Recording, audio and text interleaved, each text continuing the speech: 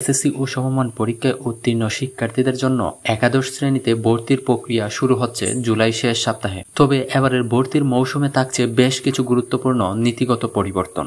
আন্তঃশিক্ষা বোর্ডের সূত্রে জানা গেছে, কোটা ব্যবস্থা পুনর্গঠন, ভর্তির সময়সীমা নির্ধারণ, মাইগ্রেশন নীতিতে সংশোধন এবং অভিজাত কলেজে ভর্তির শর্তাবলী পরিবর্তন আনা হচ্ছে। আন্তঃশিক্ষা বোর্ড সমন্বয় কমিটি ও ঢাকা শিক্ষা বোর্ডের চেয়ারম্যান অধ্যাপক ডক্টর খন্দকার এহসানুল কবির জানান, বোর্ডের কলেজ পরিদর্শনের সময়ে নতুন ভর্তি নীতিমালা খসড়া প্রস্তুত করা হয়েছে। এটি বর্তমানে শিক্ষা মন্ত্রণালয় অনুমোদনের অপেক্ষায় আছে। তিনি বলেন, 2025 সালে কলেজ ভর্তির প্রক্রিয়া সামনে রেখে কোটা কাঠামো, মেধাক্রম ভিত্তিক অগ্রাধিকার ও কলেজ নির্বাচনের নীতিতে বড় পরিবর্তনের প্রস্তাব রয়েছে।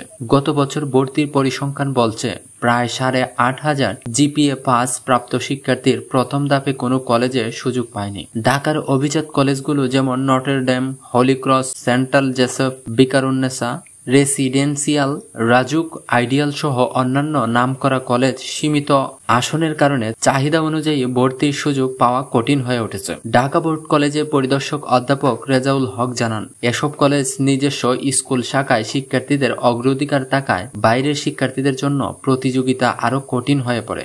অনেকেই আবার সঠিকভাবে কলেজ পছন্দ নির্ধারণ না করায় প্রথম ধাপেই বাদ পড়ে যান।